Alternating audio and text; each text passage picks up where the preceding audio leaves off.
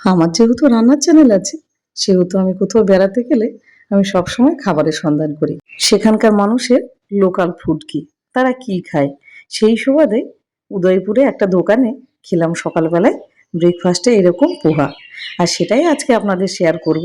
এই পোহা যদি একবার বানানো শিখে যান, তাহলে আপনি এতদিন ধরে যে পোহা আপনি বানিয়ে খেতেন সেটা একেবারেই ভুলে যাবেন, কিংবা সেই পোহা আর আপনার খেতে ইচ্ছা করবে না এটা মুখে দেওয়ার পরে। তাহলে চলুন, আশা করি আপনাদের ভিডিওটা ভালো লাগবে। আর যদি ভালো লেগে থাকে তাহলে অবশ্যই চ্যানেলটাকে সাবস্ক্রাইব করে আমার পাশে থাকবেন। পোহা বানানোর জন্য প্রথমে নিয়ে নিয়েছি এখানে চিড়ে 250 গ্রাম এখানে চিড়ে আছে। আর এই চিড়েটা কিন্তু মোটা দানার চিড়ে, দেখে বুঝতেই পারছেন চিড়েটা কিন্তু শক্ত চিড়ে। আর একটা হালকা চিড়ে আছে, সেটা কিন্তু নয়। এখানে আমি 250 গ্রাম নিয়েছি, আপনারা সেখানে কোয়ান্টিটি বেশি কিংবা কম করতে পারেন। আর কি কি নিচ্ছি সেগুলো একবার দেখিয়ে দিই। এখানে নিয়ে নিয়েছি অঙ্কুরিত ছোলা, মোটামুটি এখানে এই 70 গ্রাম মতো এখানে ছোলা আছে।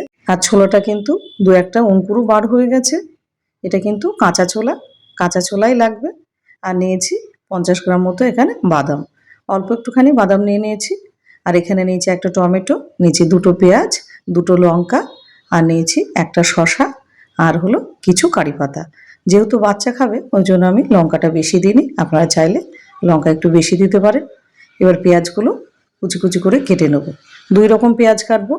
একটা পেঁয়াজ ঠিক লম্বা এরকমভাবে কাটবো, আর একটা পেঁয়াজ ছোট আকারে কাটবো, ঠিক ছোট্ট ছোট্ট বারিক চপ এইরকমভাবে। আর কিছু ঠিক এইরকমভাবে। এবার একে একে লঙ্কা এবং টমেটো এগুলো কেটে নেব। লঙ্কা কেটে নিলাম, আর নিয়ে নেব টমেটো। টমেটো এখানে একটা টমেটো দিয়েছি, একটা টমেটোই হয়ে যাবে। টমেটোটা কেটে নেব। কাটাকুটির পর্ব আমাদের শেষ। এবার এই চিড়েটাকে পরিষ্কার করে ধুয়ে নিতে হবে। একটা বাটির মধ্যে চিড়েটা দিয়ে দিলাম। এবার দিয়ে দেবো জল। এবার ভালো করে কচলিয়ে চিড়েটাকে ধুতে হবে, কেন দোকানে চিড়ে তো অনেক নোংরা থাকে, আর জলটা পুরো একদম কালো বেরোয়। এবার 3 থেকে 4 বার চিড়েটাকে ধুয়ে নেব। চিড়েটাকে ধোয়ার পরে এরকম একটা ছাঁকনিতে চিড়েটাকে ছেঁকে দেবো এবং জলটাকে ঝরাতে দেবো মোটামুটি 5 থেকে 7 মিনিট। এবার চলে যাই রান্নাতে। গ্যাসটা জ্বালিয়ে প্রথমে বসিয়ে দেবো কড়াই। এবার কড়াইটা গরম হলে দিয়ে দেবো খানিকটা সর্ষের তেল। আমি এখানে সর্ষের তেল নিয়েছি, আপনারা চাইলে সেখানে সাদা তেলও নিতে পারেন। এবার তেলটা খুব ভালোভাবে গরম হলে দিয়ে দিলাম বাদামটা। এবার বাদামটা ভালো করে ভেজে তুলে নেব।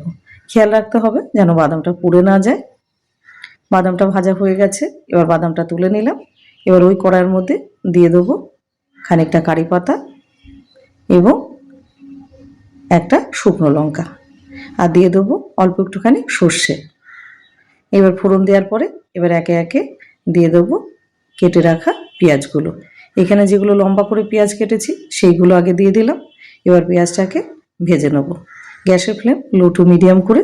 এবার পেঁয়াজটা খানিকটা ভাজা হয়ে যাওয়ার পরে এবার বাকি জিনিসগুলো দিয়ে দেবো। এবারে দিয়ে দেবো লঙ্কাটা এবং দেবো টমেটোটা। আর এই ছোটো পেঁয়াজটা কিন্তু আমি এখন দেবো না, এটা পরে ব্যবহার করব, ওই জন্য এটা রেখে দিলাম। আর এটা যাতে তাড়াতাড়ি সেদ্ধ হয়ে যায় ওই জন্য দিয়ে দেবো সামান্য একটুখানি লবণ। একটুখানি লবণ দেব।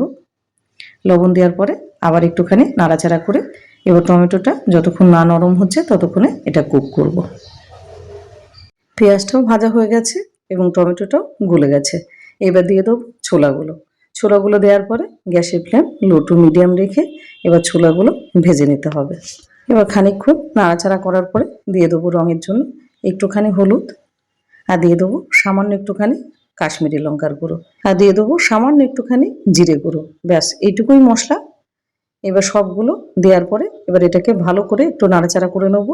যেহেতু কাঁচা ছোলা ওই জন্য একটু সেদ্ধ করে নিতে হবে, ওই জন্যে ঢাকা দিয়ে দেবো মোটামুটি 5 থেকে 6 মিনিটের জন্য।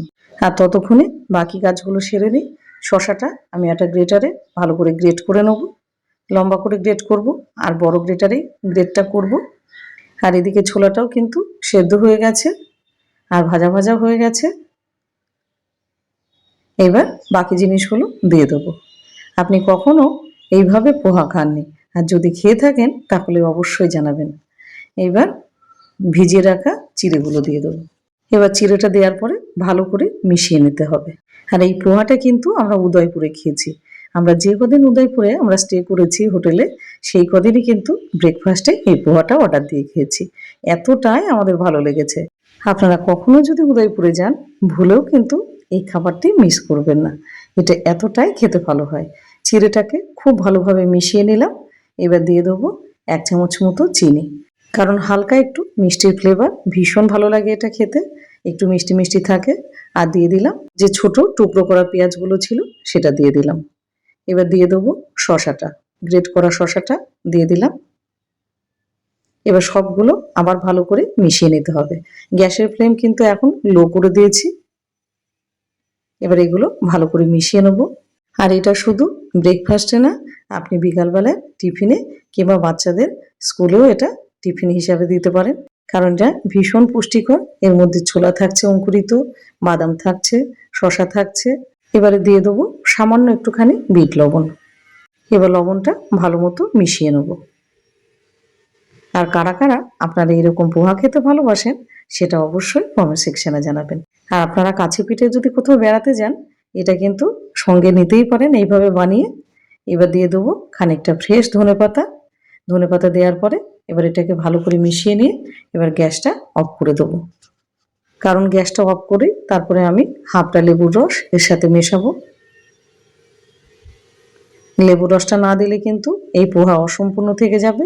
হাতে যদি আপনার সময় কম থাকে, এইভাবে কিন্তু চটজলদি টিফিনেই হোক কিংবা ব্রেকফাস্টেই হোক এরকম পোহা আপনি বানিয়ে নিতেই পারেন। আর খাওয়ার পরে বাধ্য হবেন এই বাসন্তীর রান্নাঘরে এসে কমেন্ট করতে, কেননা এতটাই খেতে ভালো হয়। আর কত সুন্দর ঝরঝরা হয়েছে, পুরো একদম খিলা খিলা। কারোর সাথে কিন্তু কারোর গা লাগেনি, দেখে বুঝতেই পারছেন। এবার কমপ্লিট হয়ে গেল। এইবার পরিবেশনের পালা। আর এই প্রচণ্ড গরম, রান্নাঘরে অত লুচি রুটি বেলার অত সময় নেই। আপনি এইরকম পোহা যদি বানিয়ে দিতে পারেন, সময়টাও অনেক কম লাগবে। আর খেতে সেটা তো খাওয়ার পরেই আমাকে জানাবেন কমেন্টে যে আপনাদের কেমন লাগলো। ভিডিওটা আপনাদের কেমন লাগলো, আশা করি ভিডিওটা আপনাদের ভীষণ ভালো লেগেছে। তাহলে তৈরি করে দেখালাম উদয়পুরের স্পেশাল চিড়ের পোহা। আর ভিডিওটা যদি ভালো লেগে থাকে তাহলে সুন্দর করে একটা কমেন্ট, একটা লাইক এবং ভিডিওটাকে প্রচুর পরিমাণে শেয়ার করে দিন। ভালো থাকবেন, সুস্থ থাকবেন। তাহলে চলি।